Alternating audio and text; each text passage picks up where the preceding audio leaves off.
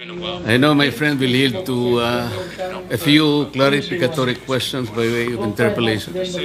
How did you know that I will yield? Wala ka namang choice eh.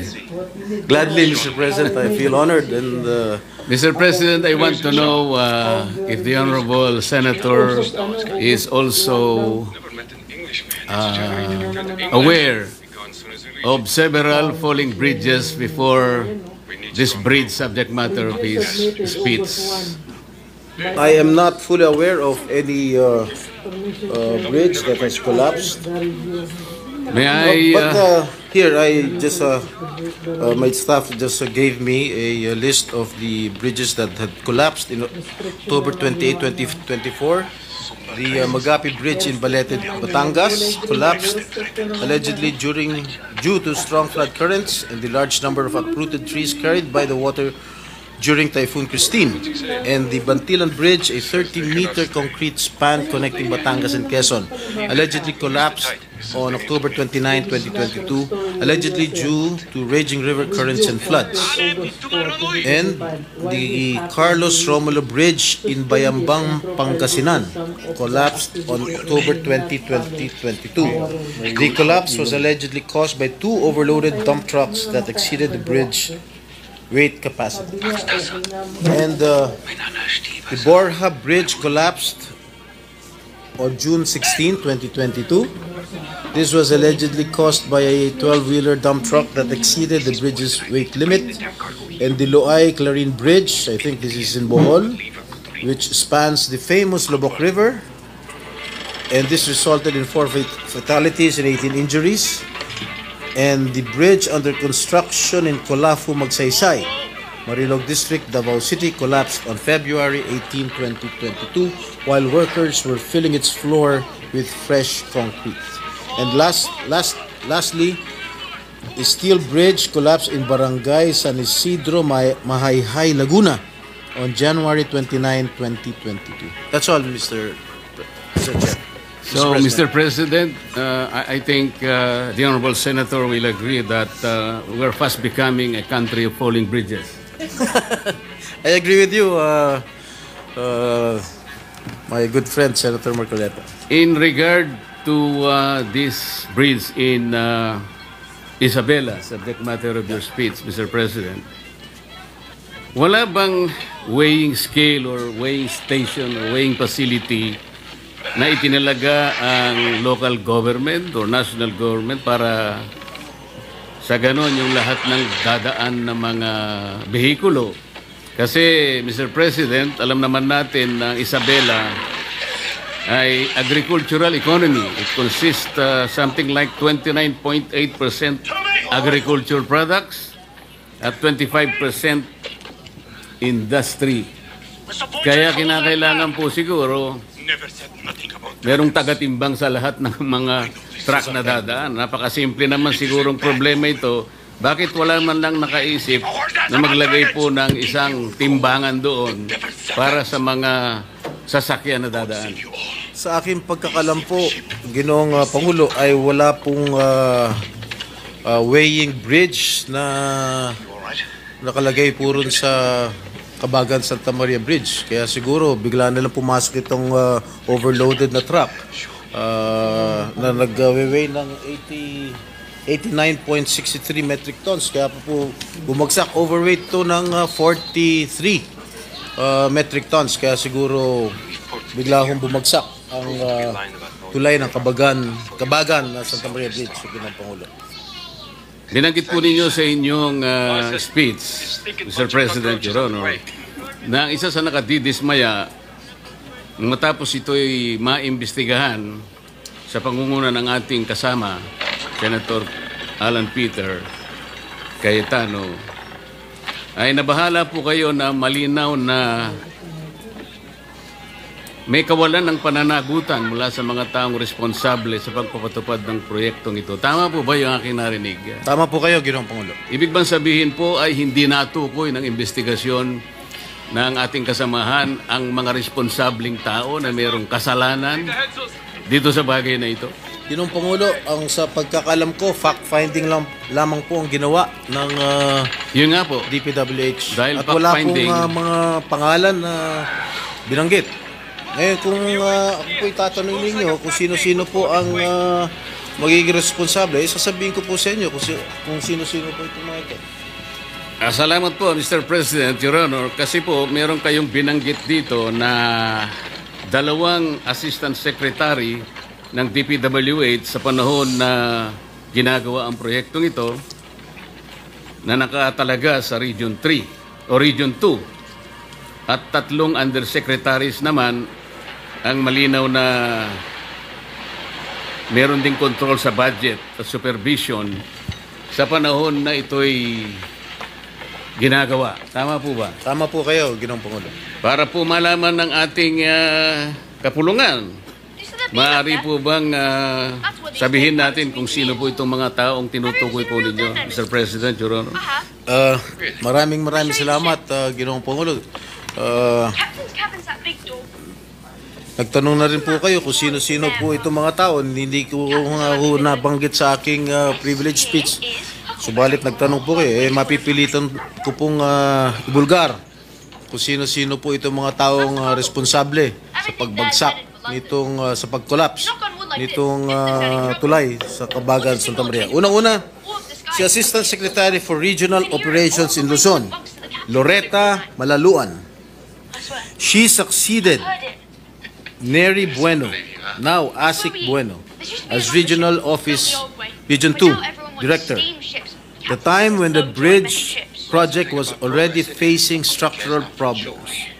Siya ang nagrekomenda noong January 2021 na pondohan ang retrofitting na nagkakalaga ng 233.5 million o yung pagsasagawa ng epoxy crack repairs. In March 2022, she formally requested that the project be reclassified from a replacement to a retrofitting strengthening project given the persistent structural issues. Pangalawa po, Ginoong Pangulo, Assistant Secretary for Regional Operations in Visayas and Mindanao, Neri D. Bueno. Siya po, as then Regional Office 2 Director, Engineer Bueno was involved in the implementation of Phase 1 and Phase 2 of this project. In 2018, then Project Engineer Felipe Lingan began reporting early signs of possible bridge failure. Noong pa lang 2018, nakitaan na nitong si Mr. Lingan na medyo malapit na magkolapso o may failure, early signs of bridge failure. These warnings were either not acted upon or were not sufficiently addressed under Bueno's leadership, which became a notable concern in later investigations. Ginoong Pangulo, yung tatlo pong nabanggit kong undersecretaries, napapangalanan ko rin ngayon. Ito po hanggang ngayon ay nanunungkulan pa rin bilang undersecretary ng DPWH. Unang-una, Undersecretary for Regional Operations in Luzon, Ginoong Eugenio Pipo Jr. Siya po ang nangasiwa ng construction ng tulay nang sinimula ng pagpapagawa nito noong 2014 bilang NOI Assistant Secretary for Operations. It was under his watch that the early stages of construction proceeded even when structural issues began to surface. And in June 2018, the DPWH engineers identified critical defects after the concrete slab was poured at Span 8. Masyado na technical to. Among the most alarming were sheared bolts and shifting columns, clear indicators of serious design and construction flaws. Yet, despite these warnings, construction continued with no decisive intervention from Pipo's office. His failure to halt the project or escalate the issue for re-evaluation allowed the risks to persist unaddressed. Pangalawang Undersecretary for Regional Operations in Visayas and Mindanao, Ginoong Ador G. Canlas. Siya po ay Assistant Secretary for Regional Operations in the Cordillera, Regions 1, 2, 9 at 13 noong taon 2022. Retrofitting began in 2023 with 285 million allocated for structural strengthening. The engineering designs were completed and submitted, and multiple iterations of the as-staked plans were prepared by DPWH Region 2. And during this phase, Undersecretary for Technical Services Ador Canlas became directly involved. He approved key engineering plans on December 19, 2023, and later a revised retrofitting plan on May 22, 2024. These approvals were crucial in authorizing the construction activities intended to stabilize the bridge. And lastly, Mr. President, Undersecretary for Planning Service and Public-Private Partnership Service, Maria Catalina Cabral.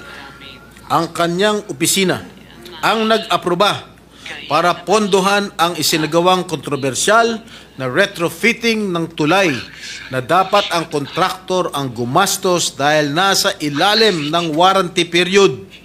Dahil dito, gumastos pa ang ating gobyerno ng karagdagan na 400 million pesos. Ang halagang ito ay 50% ng original contract price ng tulay, Ginoong Pangulo. Yun lang po, Ginoong Pangulo.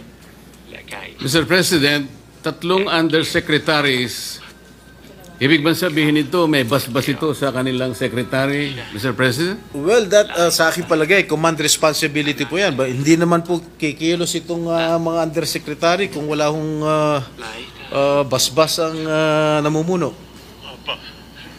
Sinabi po nyo rito, Mr. President, Your Honor, na ang mga taong binanggit ninyo ay nabigyan pa ng karagdagang trabaho. Ano pong mga karagdagang trabaho ang naibigay pa, Mr. President, Your Honor?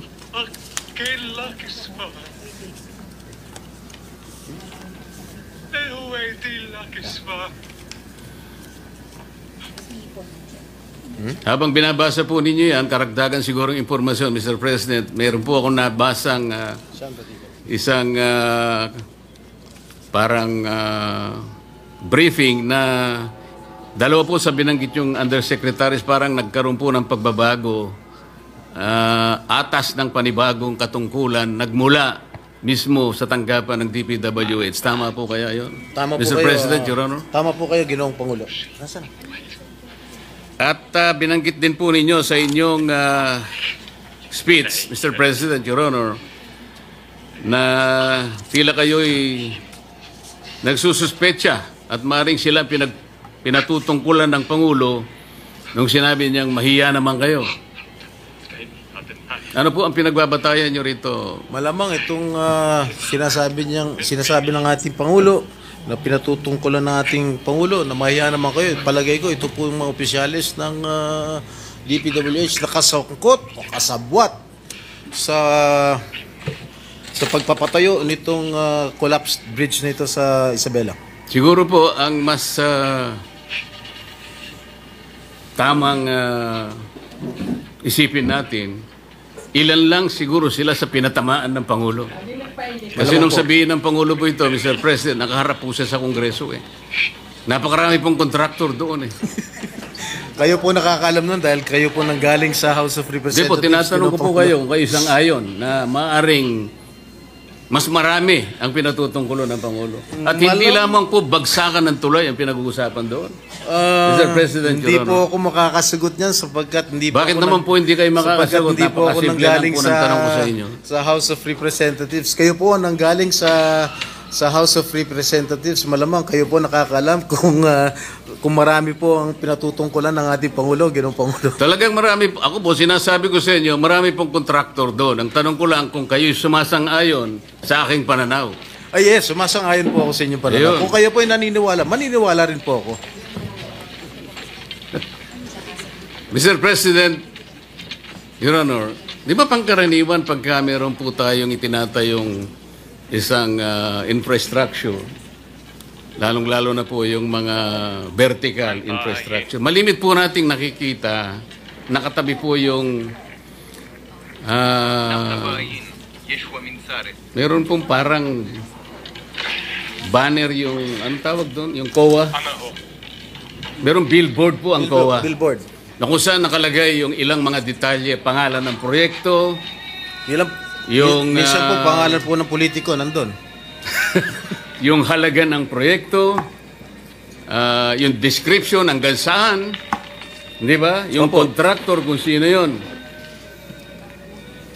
Pero nananatili lang na isang billboard. At hindi naman nagkakaroon ng updated report ang COA kung ilan porsyento na halimbawa after a while ang natatapos. Nananatili lang isang billboard na akala mo nagbabantay sa project.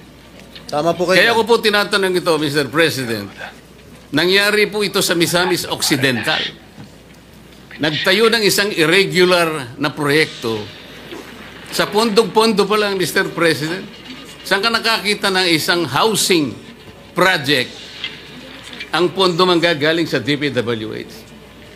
So nung tanungin ko po yung auditor, sapagkat sila naman dapat nakabantay sa lahat ng proyekto, alam mo ba ako ito na nanggaling sa... Hindi po.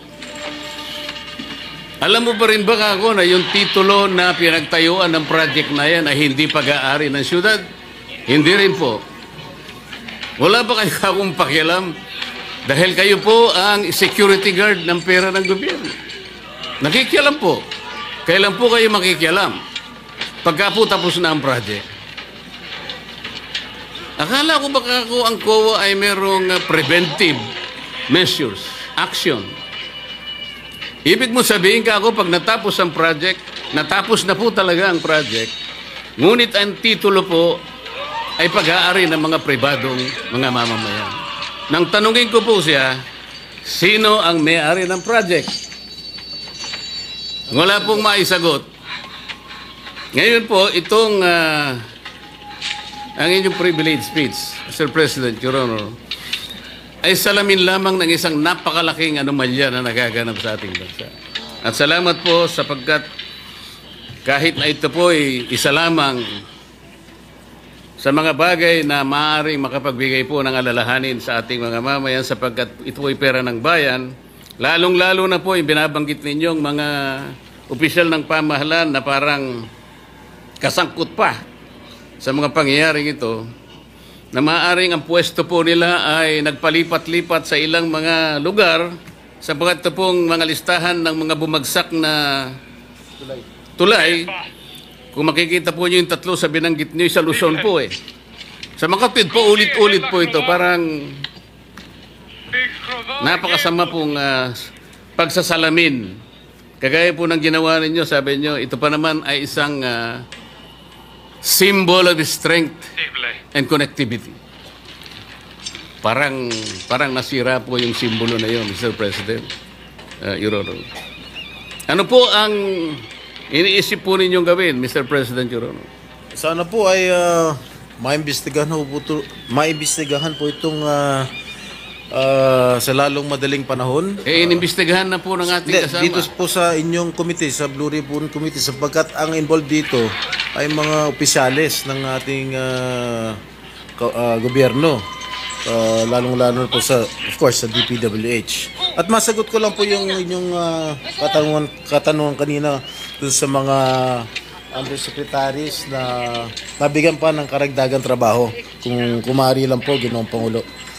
Base sa mga department orders namin nakuha, na-promote pa ho si Engineer Loretta Maluan from Regional Director in Regional Office 2 to Assistant Secretary for Regional Operations in Luzon. Si Nery Bueno po ay dating Regional Director din sa Region 2 at na-promote bilang Assistant Secretary for Regional Operations in Visayas and Mindanao.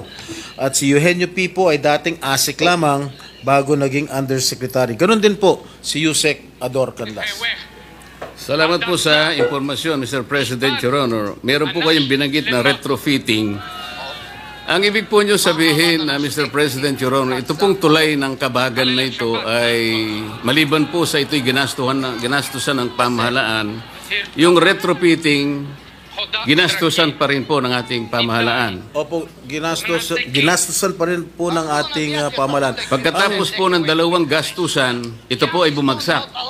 3 gastusan, hindi lang 2. Tatlo nga po. Ang retrofitting po, ang ibig sabihin po ng retrofitting, para sa pagkakalam ko, hindi po ako inhinyero, no? Sa pagkakalam ko, is to strengthen the structure, Ginoong Pangulo. Pero, gastusan na ng gobyerno ang retrofitting, bumagsak pa rin after so many weeks. Kaya, nakakagulat at gumastos pa ho ng 400 million ang ating gobyerno for the retrofitting cost, Ginoong Pangulo. Eh, babagsak po talaga yung Dapat po, sa aking palagay, dapat po ang contractor po ang dapat mag-shoulder ng expenses ng retrofitting, hindi po ang gobyerno. So, 3 beses pong gumasta ang pamahalaan, Mr. President. Opo. At bumagsak. At bumagsak ang pa tulay. rin. So, 3 beses pong nasampal ang Pilipino. Tama po kayo. Salamat po, Mr. President. Maraming Thank you, salamat Your po. Honor.